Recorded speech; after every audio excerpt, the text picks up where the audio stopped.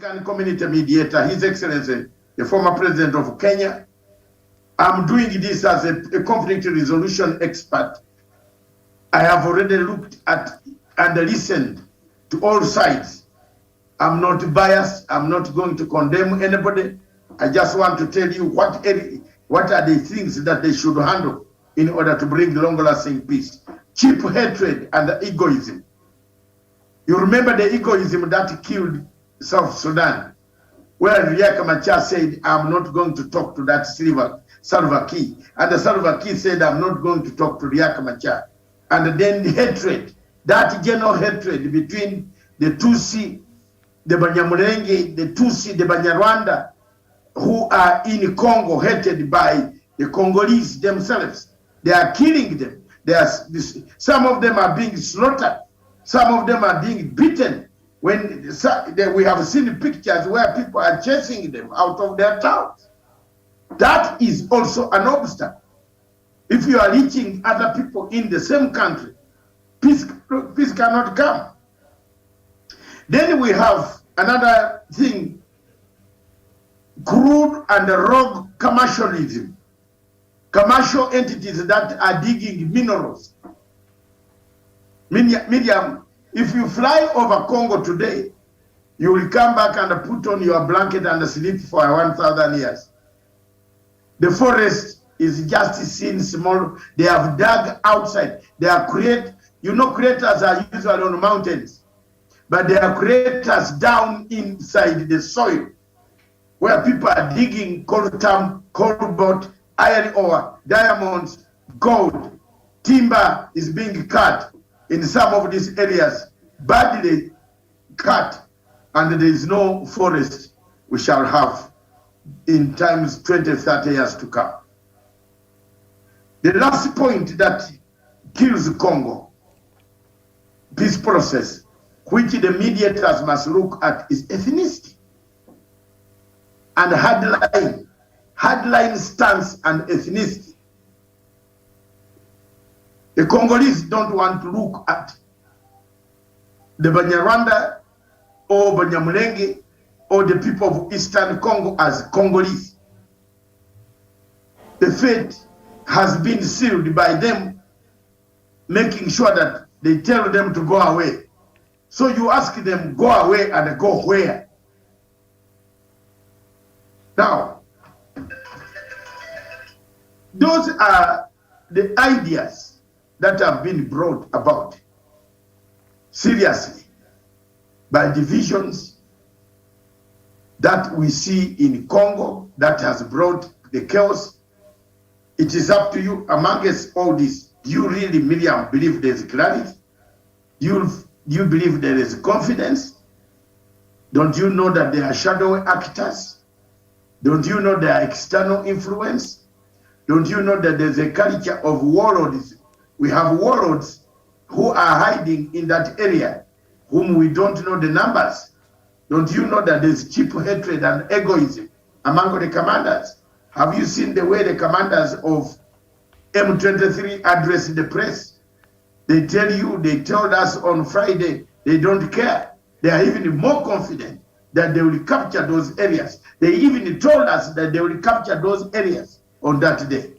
And then the Congolese came and said, we shall also hunt you. And these names of naming each other, calling each other names of terrorists, calling each other names of rebels, calling each other names of Interahamwe and FDR and others. This is going to complicate matters. As Kenya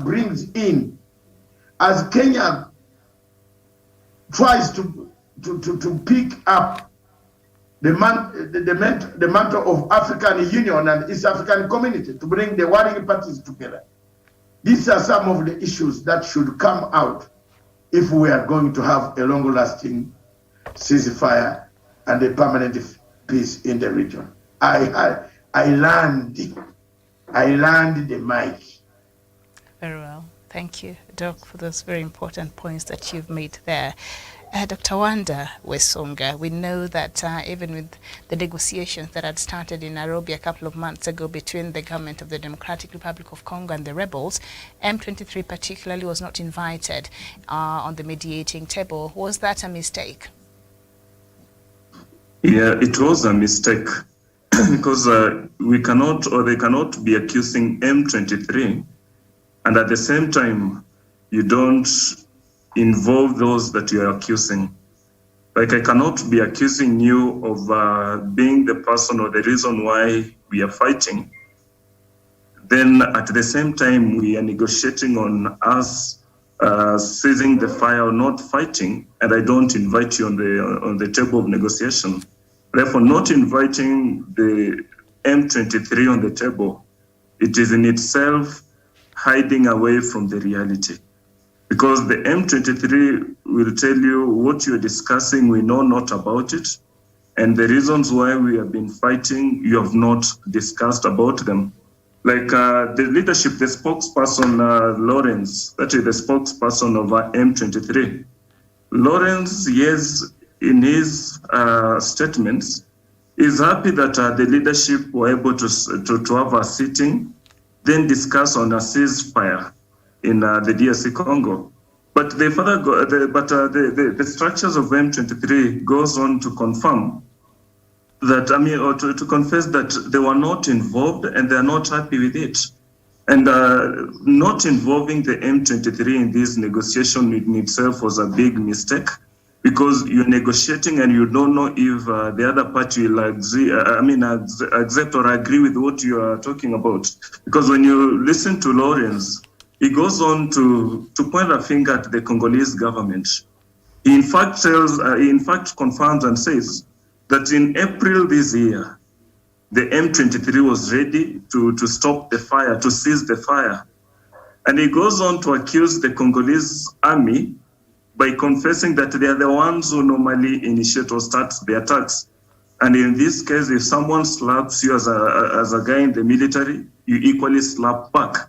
Therefore, there is quite a lot. On the question that you asked, yes, it was a big blunder, a big mistake, not involving the M23, because we will not know the root cause of we will not know the root cause on why they are fighting. And we can only be able to tell why they are fighting. If we put them on the table, then they tell us why they are fighting.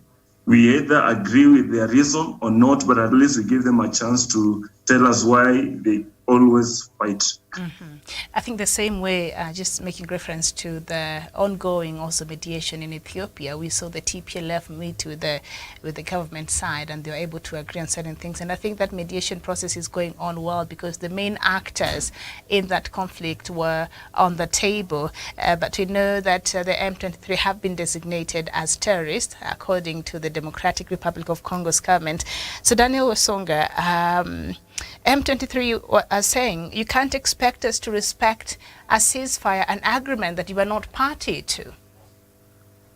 Exactly, Miriam. And of course, in his opening remarks on this topic, Dr. Matsanga read out a number of issues that are making it difficult for the peace process to be penned down or to be signed in the DRC. And among these reasons is jealousy, from between the government of the DRC and the rebel groups. If they feel like M23 cannot sit on the same table with them in the negotiation table, whereas, as my good friend Professor Wanda Wesonga says, M23 are the main players in the conflict that we are seeing in the Eastern Congo. We have more than 100 rebel groups, but top amongst the rebel groups is M23. So just like the TPLF was negotiating with the Ethiopian government, that is the same kind of respect that should be given to M23. And in this way, we'll be embracing diplomacy,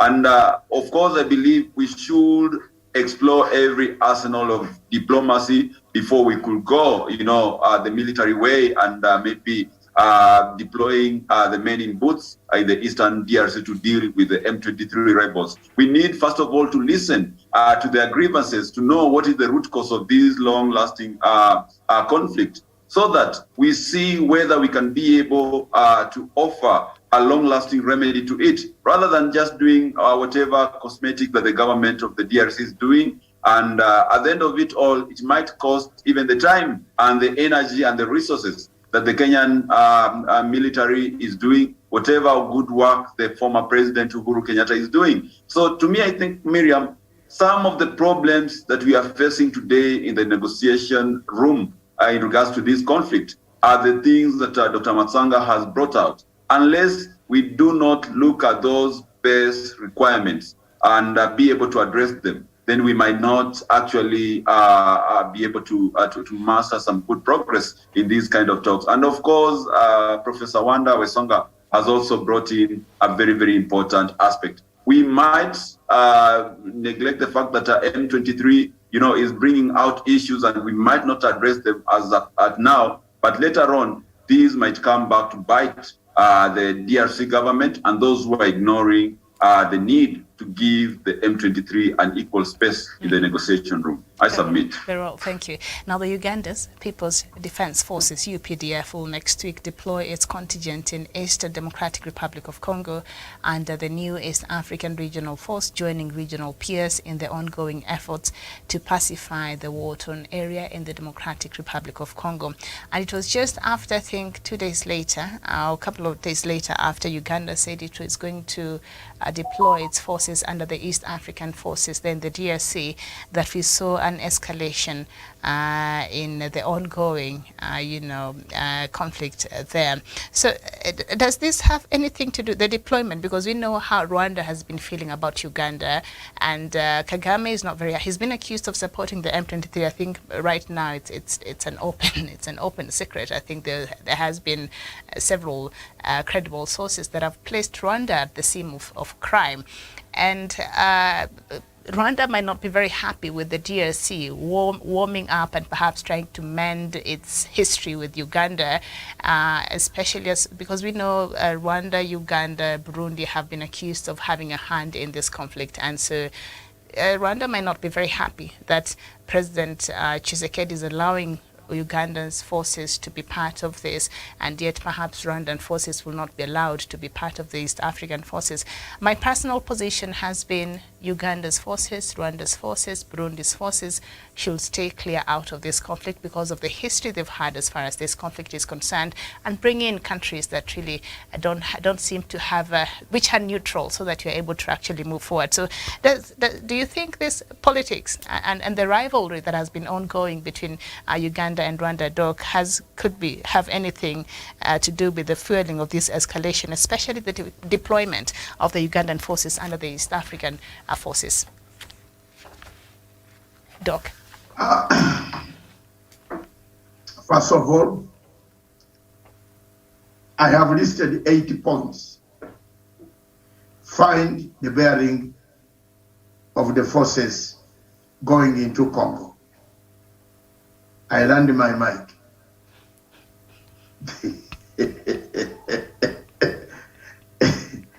I have listed 80 points, 80 factors, 80 obstacles, shadowy operators. And proxy war and rival. And a proxy war. Supremacy battle. Is there a shadowy operator? Look, let me tell the people of Kenya and the people of Africa and East Africa, and especially the East African Community Secretary General, and especially the people in, you people are going to receive this peace, those who claim to be representatives. Ask them one question. Ask them one question. Who gives you the arms? Who funds you? When you pick this cobalt, coltan, gold, diamonds, why do you sell this?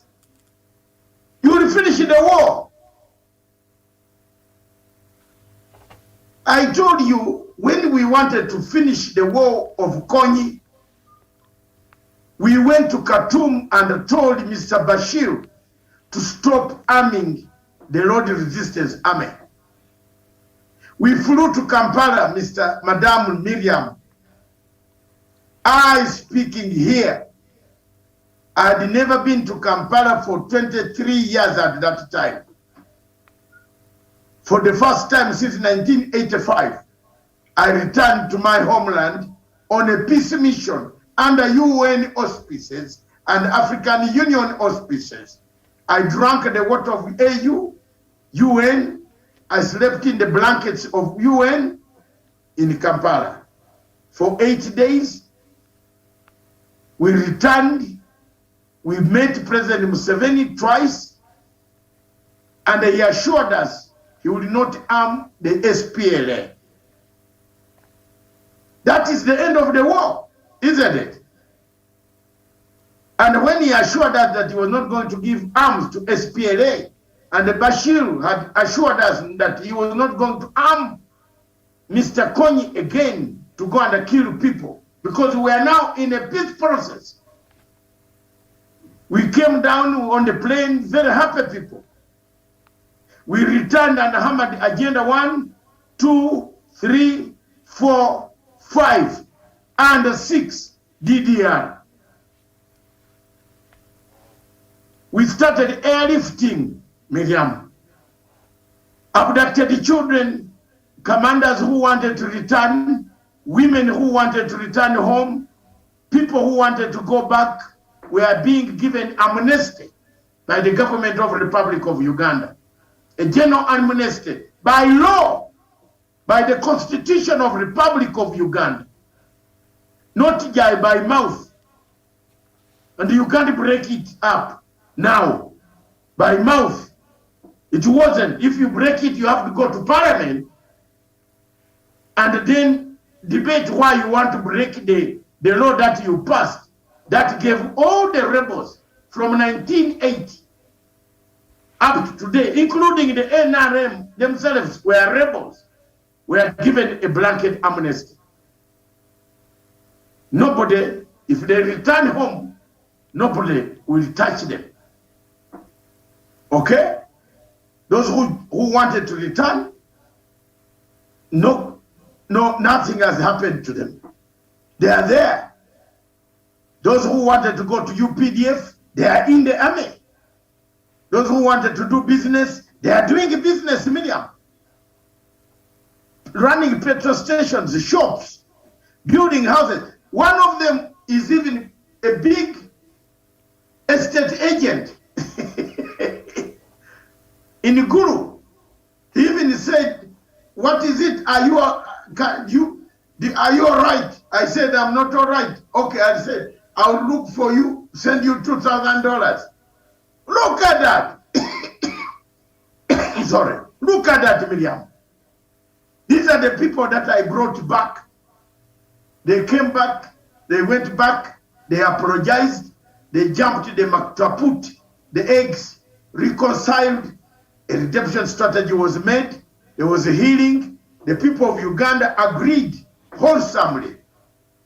Now for here, the question you asked, and you crowd all these rebels together, what are you going to tell them? They are living with the same people who have armed them. They are in the same meeting, isn't it? So what are you exactly hearing here, Miriam? Those who have armed the rebels also will attend the meeting. The rebels themselves will attend the meeting. They look at each other, they say, "Look at these stupid people. What are they talking?" When they go back, they start fighting. It's a proxy war. I told you already, Anglophone and Francophone are at a proxy war. The Francophone organization of the French is stronger than the AU today. Because our AU is just, the French-speaking countries just come to sit there and watch and do like when the way Miriam is catching her hand here. Exactly that. They watch us talk, and they laugh at us.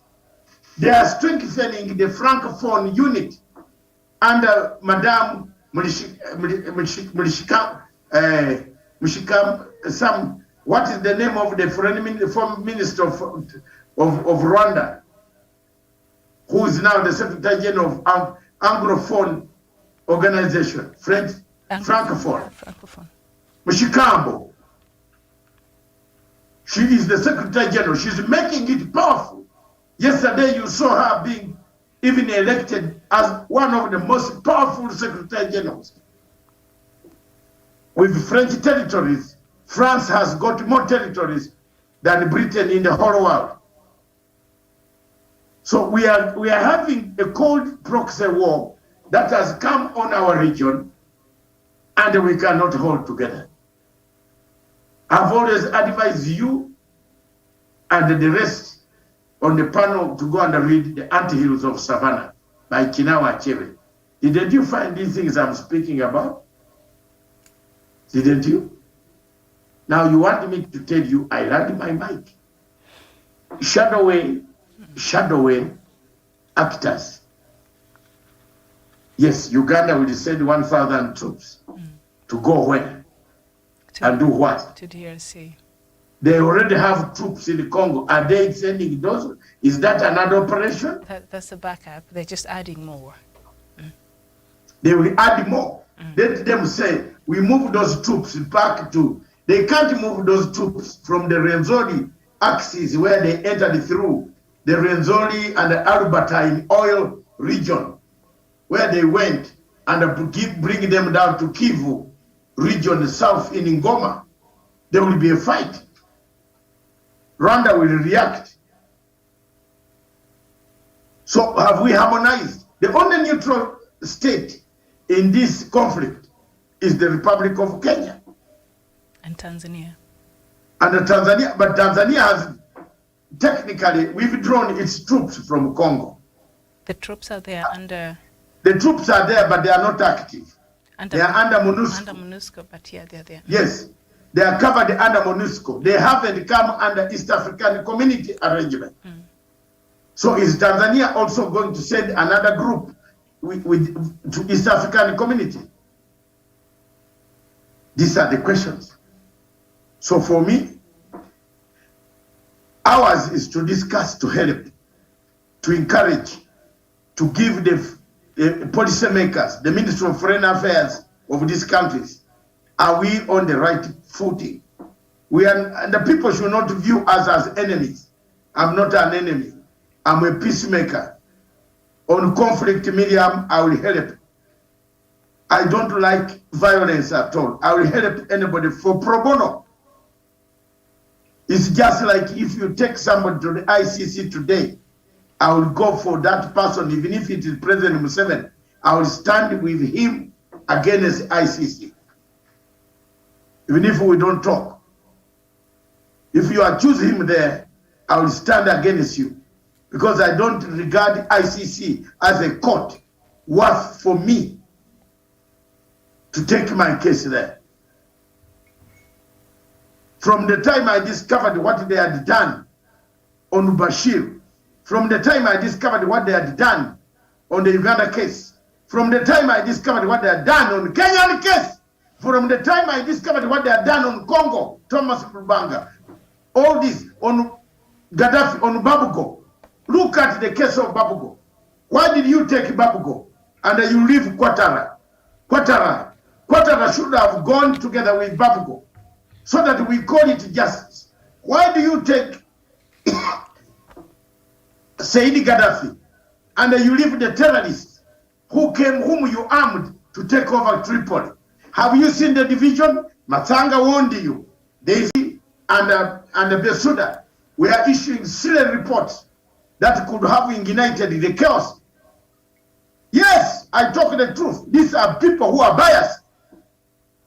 You can't send biased people to such an area. Me, I talk my truth.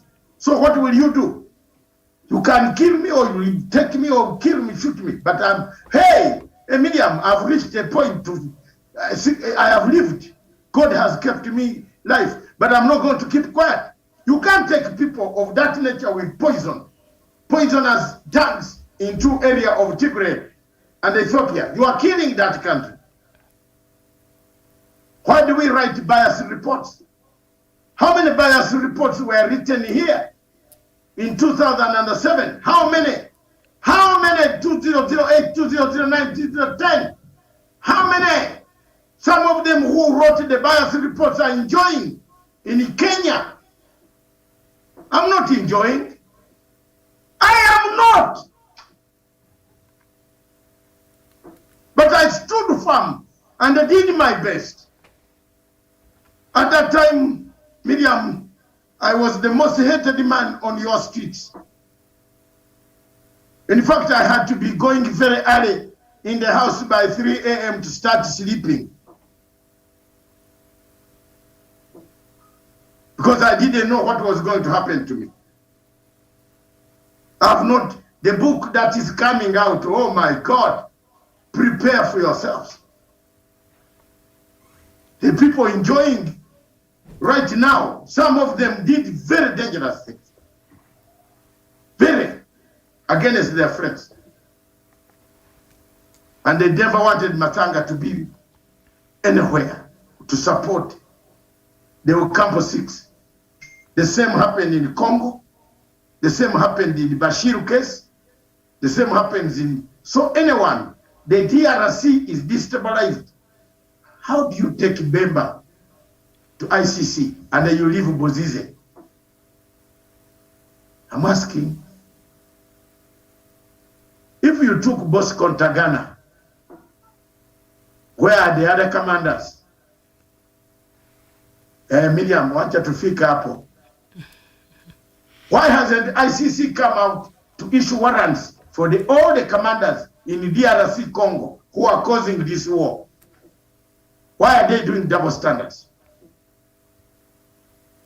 They are also causing that war. So I have told you, I welcome Uganda in sending their 1,000 troops as I land my mic. But I caution, it is important for everybody to come on this table. If you want justice, go with clean hands. Are we?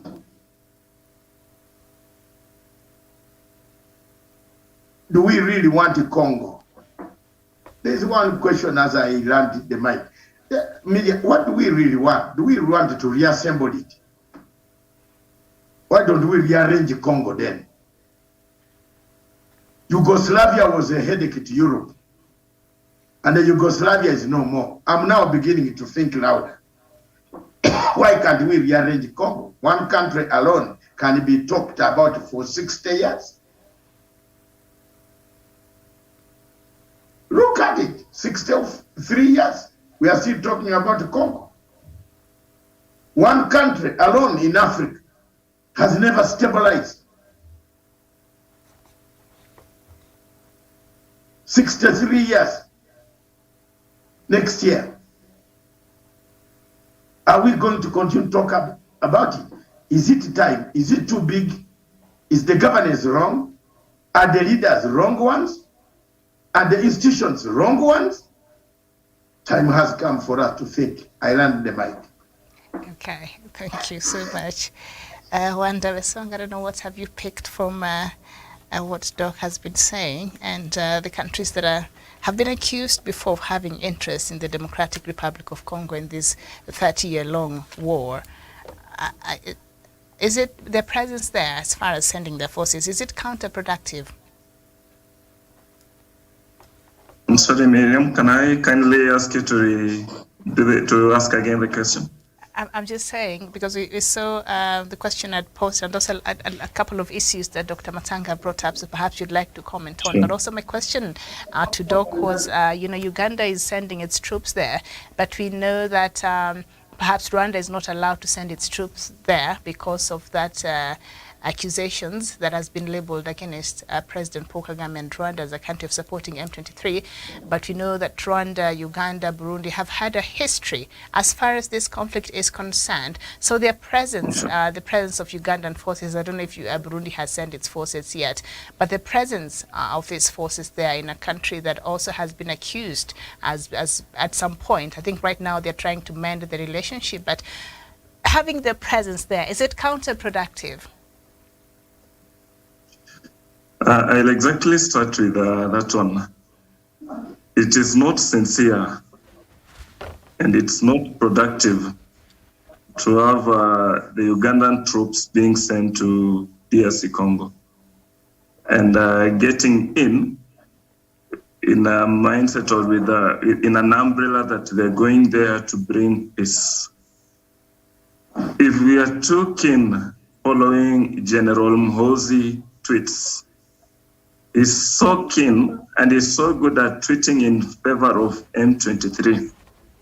And if we are accusing M23 to be a party to the conflict in DRC Congo, and we are getting there the East African troops in one or the other to fight against M23, then why is General Mhozi sending the other troops? Are they spies to work in favor of M23? Because if he's supporting M23, and if the East African troops are getting there to bring peace with an accusation finger pointing at M23, then how do we call this case of, how do we then have a brother fighting another brother? How do we have a master training two persons to fight each other, whereas these two persons are fighting in favor of their masters? Therefore, for the Ugandan troops getting into Congo in the name of getting into to promote peace or to promote peace into the DRC Congo is in itself not sincere. Now, getting back to what Dr. Masanga was talking about, I'll pick one and then probably build a discussion from it. The rains that are beating the Congolese, the cause of all this, and probably if someone will want to have a keen interest in it, I look into, most of these are happening in the Eastern Congo, of which you look into the Eastern DRC Congo, we normally talk about 132, 133 rebel groups in DRC Congo, of which there are actually 132. The 133 rebel group is simply a breakdown, a split of M23 in 2014. That a section of M23 soldiers who did not buy into the ideologies of the former M23 that was formed in 2012 decided to walk out from the M23, which now leads to 133 rebel groups. Now, if you look into the history of the conflict in the eastern part, yes, we had a bit to do with ethnicity, of which the ethnicity in the eastern part of DRC Congo, we had this one community, the Tutsi, of which the army or the Congolese government or the Congolese army were fighting the Tutsi in the eastern Congo. So when the 1994 genocide in Congo came to shape, some of the refugees that flee ended up settling in eastern Congo, of which when this group of Hutu, when they settled in eastern Congo, then they found the Tutsi there. They only took advantage that we have found the Tutsi here, who are fighters in Rwanda, and the Congo government, the Congo militaries are fighting them. Therefore, it was easy for them to join other rebel groups, then start fighting. And therefore, they were simply an opportunist group that found the Tutsi being fought in the eastern part of Congo. Then they decide to join other rebel groups and fight. Look at the 133 alleged rebel groups. At least 100 of them comes from eastern Congo. Therefore, when you look into the history of the eastern Congo and the fights in the DRC Congo, yes, ethnicity plays a major role. That even before 1994, we already had the Tutsi being fought in the eastern Congo. And now when the Hutu comes in, it's simply, the war simply split, or it only spilled over to the rest, to other regions. Therefore, it is more of an ethnicity conflict. And the interest, now the mineral interest comes in later. Probably it's a question that we should be asking ourselves.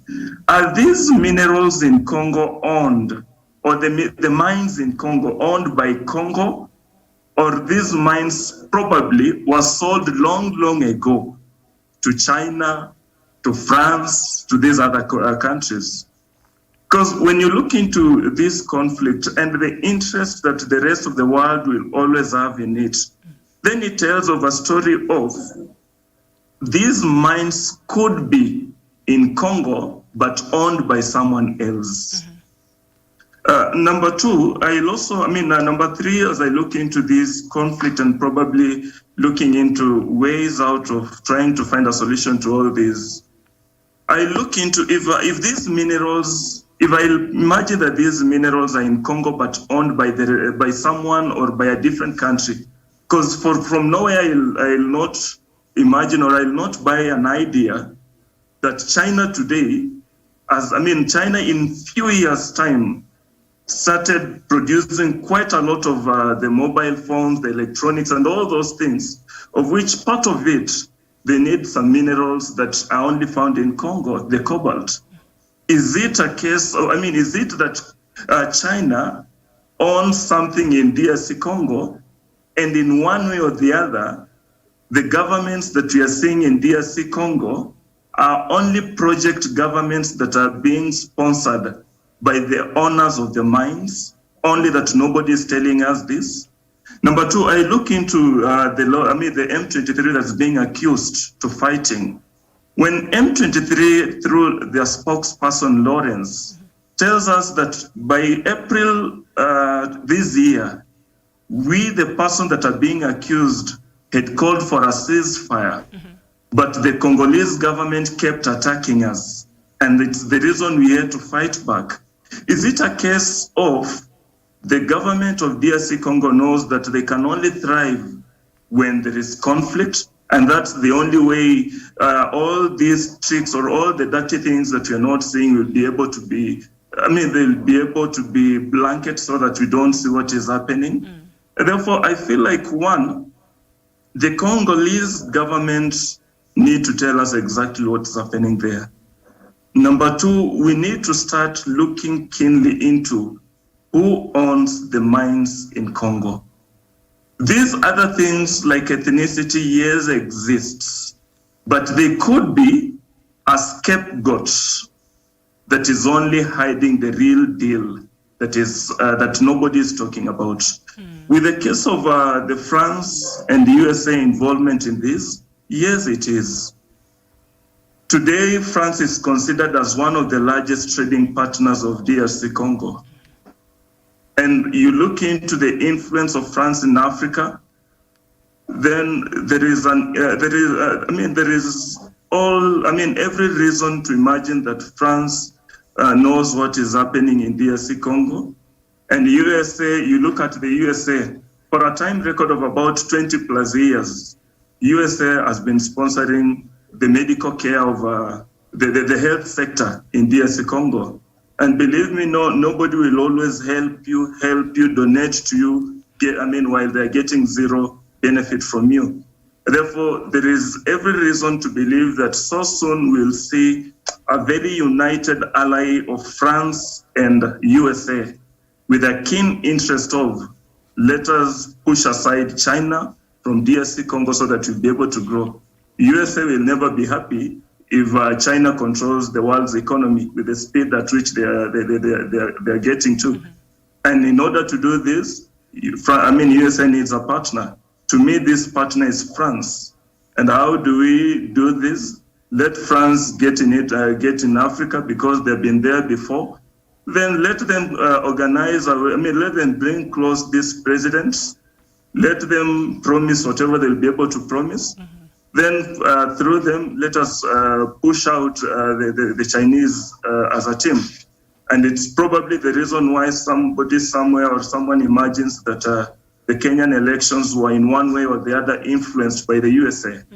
Therefore, there is an influence from the West, and in most cases, I'll tend to point a finger at France and the USA.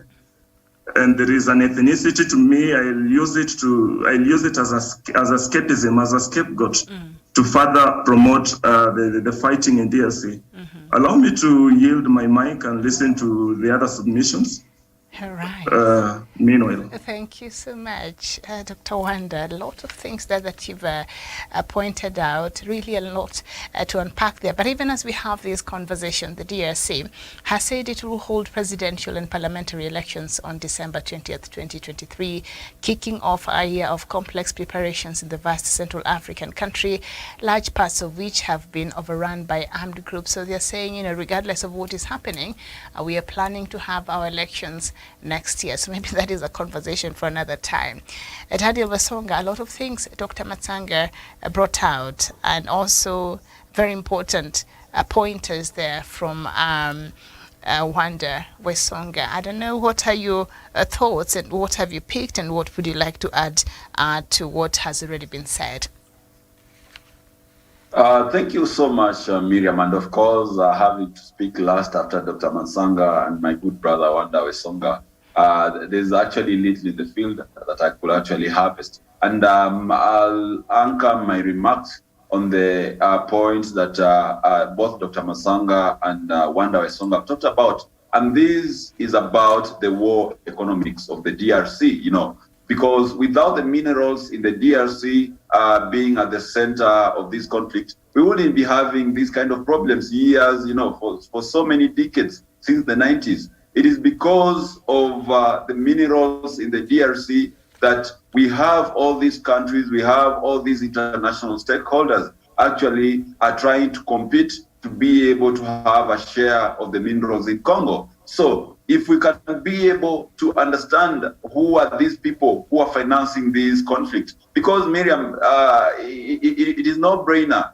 that the conflict in Congo is actually being fueled by people who are the same beneficiaries of the minerals in Congo. Dr. Matsanga talked about the craters, when you fly past the Congo, the eastern Congo region, the equatorial forest, you'll actually realize craters. We have planes jetting inside, in and outside Congo on a daily basis, Miriam. And some of the airports in DRC, in Goma, you see them and you really, really feel sorry for the people who live there. And the economy in Goma has become so quite expensive because we have all these foreign money flowing in and minerals leaving the country. So to me, I believe if we want to crack the code for ending the conflict in the Congo, the Eastern Congo region, then first of all, we have to go by what Dr. Matsanga said. We get to hold these beneficiaries of the conflict accountable, and we make everyone who comes to the negotiation table to be as clean, as white as snow. You cannot come to the negotiation table, whereas you are actually the same person who is financing the rebel groups.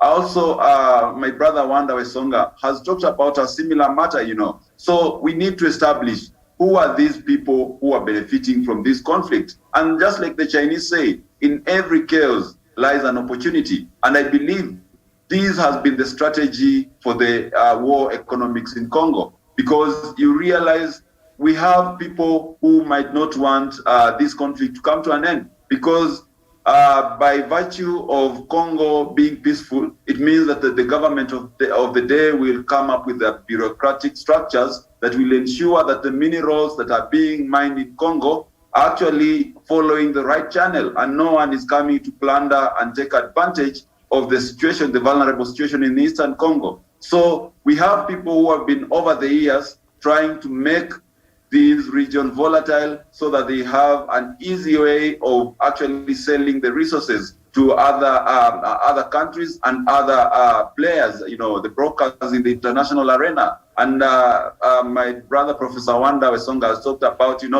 countries like France, like China, like the US. These are countries that do not have shame, even if these minerals are gotten at the expense of the blood and the sweat of the Congolese people. So long as it actually caters for their interest, Americans, the French, and the Chinese will not mind about the stability of the country, will not mind about democracy, will not mind about human rights. So therefore, Miriam, also, as we talk about the M23, the government of Congo, and the neighboring countries of Uganda and Rwanda, we also have to cast a wider net and bring in also the international players who are financing this conflict in the Eastern DRC. I submit. Very well, a lot has been said indeed, very important points that have been made on this show this afternoon. Doc, what is the way forward here? There seems to be a lot of facets as far as this conflict is concerned, and Wanda pointed out there are Congolese, the DS government has a huge stake as far as responsibility to this conflict is concerned, and I think we've mentioned here before. So how can we move forward, and perhaps what are some of the areas? I know you highlighted some points there that maybe these mediation teams are leaving out that could be crucial to, taking this mediation process to the next level. Miriam, I have stated Wanda can try to, cut some meat from some of those points. But believe me or not, even in your heart, Wanda, Professor, there is something in it, ethnicity. If you put two Congolese together, all of them, who come from one country called Congo with one passport, you will not find them alive. In London, I have in a nightclub, when they come, they fight in my nightclub, all of them.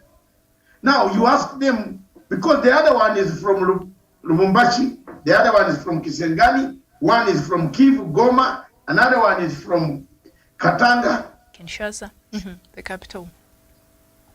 You see? So they don't agree. Kinshasa, they don't agree. That ethnicity is the key.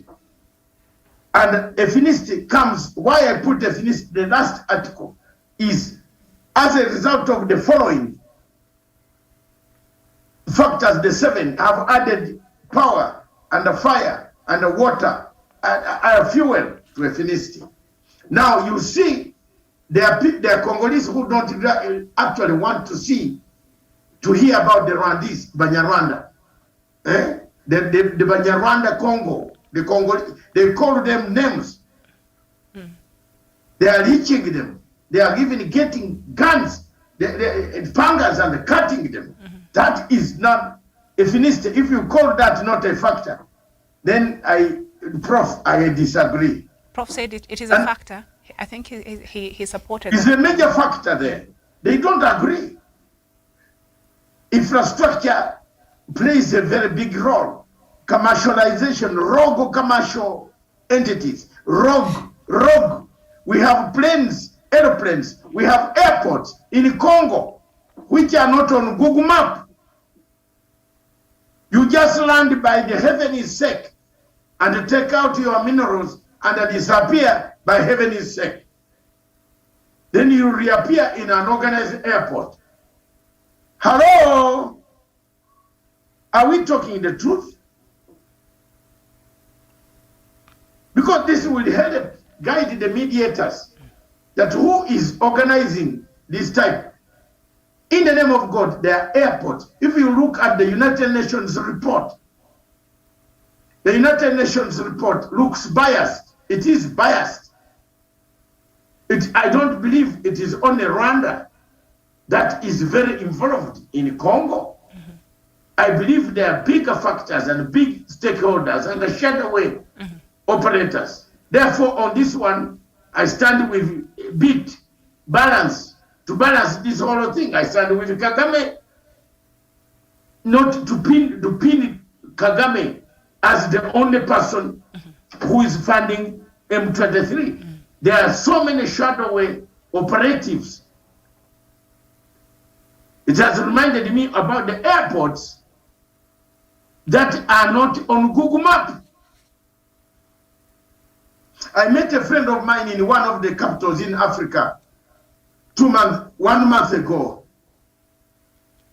I traveled to one of the capitals in Africa and I found him. He said, I'm flying to DRC. I said, Kinshasa. He said, Katanga, Lubumbashi, Kisangani, Kivu, Goma. He said, no, there's a small airport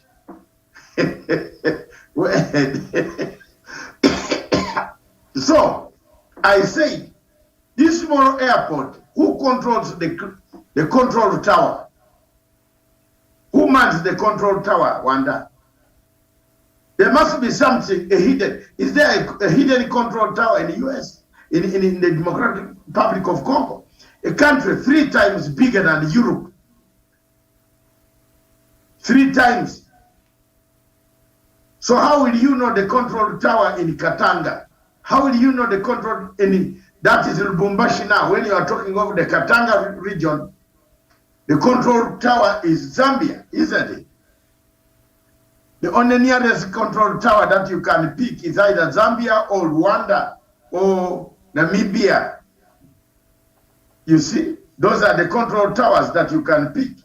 If you talk about Kisangani, you have the only control tower is Arua.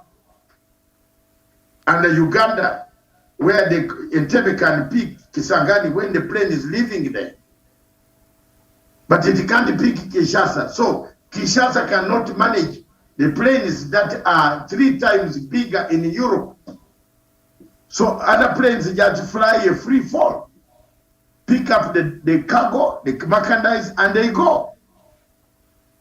That's why you see M23 rebels come on a platform like the one on Friday, and they talk with all the strength. They have the money, my dear brother.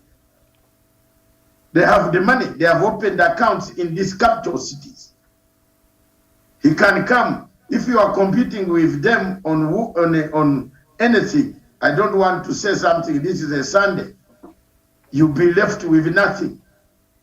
You can't manage. But you can see where I'm heading. You can't compete. If they come to buy a street, they can buy the whole street. For example, where if they go to cash 4, is it what? Carrefour? Carrefour. They can finish. In fact, the management might call for more goods quickly. And they have people, they have cars. You can see them in some of these towns, cities. But why is it that we cannot come out clean? My dishonesty, the dishonesty of the rebels and the dishonesty of the shadowy operators, actors, is what has kept the conflict going. If the mediators don't unravel that, Miriam, as I landed the mic, it is going to be very difficult. Of course, the history that Wanda brought, Wanda talked about the history of the 2C fighting. These guys wanted to overthrow Mobutu. I told you I used to drink beer with Mr. Kabila the late in Southern Sun in Dar es Salaam. We used to meet there and have beer, Kilimanjaro, later Kilimanjaro Tunnel, Tisa. We used to have a beer there. I did not know that he was going to be a president tomorrow. I used to meet him there in Southern Sun, and at times, you know, he buys me beer, I also buy. He used to come in there very much. But look at the person now who became the president. He called upon the Rwandese and the Ugandans to help him to oust Mobutu. The whole thing went sour. After these guys have finished the job, they said, now, what do we have in this year? They told them, you have finished the job, you are no longer needed here. There is that tendency in Africa where we cause our own self-inflicted wounds. Once some project is finished, you are told you are not worth it. You are useless. So that's where the conflict sprang. Some people picked up guns and said, we are not being recognized, we are being discriminated. Another factor that arose on Friday as we were discussing this issue of M23 and the DRC Congo in a public forum of the street space of 3,000 people. I spoke eloquently and the people agreed with me, everybody coming on platform. You can get it, I think I've sent it to you, Mr. Wanda, and all of you, you have copies. I spoke seriously about dishonesty. that if we are to get this thing going, we must avoid dishonesty. And if dishonesty is coming to Nairobi tomorrow, we might not resolve anything. The ceasefire is, now, they know there was a ceasefire. They have now given the commanders the authority to seize more land, more territory, before we come to the table. That is not very sincere. I landed the mic, and I think we call it a day, unless Wanda has something to say. Oh, Daniel, your parting shots. My parting shots, in fact, as I look into the tribalism or the ethnicity, I am not squashing it away, because it is indeed a factor that is leading to the conflict in the DRC Congo. The only thing that I'm looking at it is that the facilitators of these conflicts, they have now decided to use ethnicity as their escape route. The same case when you look into all colonies that were under the Britain, like you look into the Biafra, where there is an ethnicity or a tribal war, but you look at the key reasons why all these are happening, then it will always probably go back into the economy aspects. Therefore, the same case like what's happening in the DRC Congo, ethnicity it's a serious reason. Like as I started my earlier submissions, that even before 1994, when we had the Rwanda genocides, that the refugees ended up getting to the eastern part of the DRC Congo, we already had the conflict in Congo that was based on ethnicity. That we already had the Congolese army fighting the Tutsis in the eastern Congo. Therefore, the question to do with ethnicity is a factor that no one can run away from it. It's only that these persons that are funding, or the groups that are leading to these conflicts, they are using ethnicity as a way. I mean, they're using ethnicity, hiding in it, so that they continue fighting and to tell the person that these are the reasons why you're fighting. And in the same case, it becomes one of the factors that will be used to have the Congolese fighting every single day. Like when the Dr. Masanga says that the two Congolese brothers cannot sit in the same room, they will fight. Therefore, it becomes a good reason to have them, to have such reasons being used and have these groups fight and fight. Therefore, as I land my mic, one of the ways that probably could be used to help end the Congolese war, that could be used, then if someone will be able to preach the gospel or to preach the sermon of ending ethnicity in the DRC Congo. Hello, I don't know if I'm heard. Yes. Or if I've said. Oh, thank you. Nimeona daktari akiongea nikafikiri ninajisemesha. Hapana, tunakusikia. Endelea, maliza. Okay. Therefore, I think one of the ways, because ethnicity is there and it's being used as an escape route to those that are funding this, then let a way out, let us someone be preached as someone that will promote the Africanism, as someone that will promote the Congolese as brothers and sisters, that will make them be able to sit together, eat together, so that when now someone comes in and want to use ethnicity as an escape route of making these guys fight each other, then these guys will not now fight. But for as long as there is this root of ethnicity that can be used, then it becomes so hard that you are asking people to cease fire, but at the same time, these people cannot see eye to eye. Therefore, the first very important thing is let any other person craft a sermon that preaches on brotherhood, true brotherhood in DRC Congo. Then from that point, when ethnicity is killed, there will be no escape route for these guys to fight. Two, I still insist on a need to look into who owns these mineral mines in the DRC Congo. I land my mic. Thank you so much. Daniel, I realize you both are songers. So Daniel, would you like your parting short? Yeah. Thank you so much, Miriam. And I believe, just like the good Professor Wanda Wesonga and Dr. Mansanga David, that the problem in DRC is not beyond our capability as the East African community, as the African continent.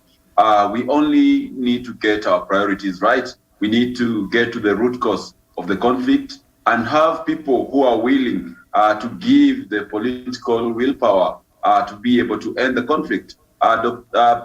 Professor Wanda has talked about people using ethnicity as an escape route. That is something that is so true, Miriam. When you look at these rebel groups, they are almost all of them are always built around an ethnic background, You will hear about this group defending this particular community. And that is why Dr. Masanga said, the Congolese people have been, over the years, disintegrated into various ethnic, cocoons, in that they cannot speak with one voice, even amidst the perils of this particular country that has been actually depriving them of the basic, amenities, the basic needs in life. So to me, I believe this question of DRC is not a difficult question, if we could tackle everything from the point of understanding and be able to be honest to everyone, just tackle the problems without having these hidden agendas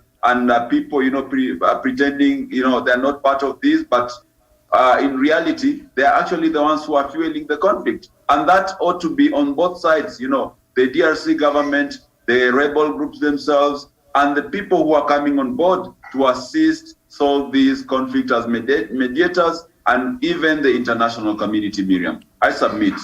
All right, thank you. And that's where we end our conversation this afternoon, about 5 minutes past 4 p.m. here.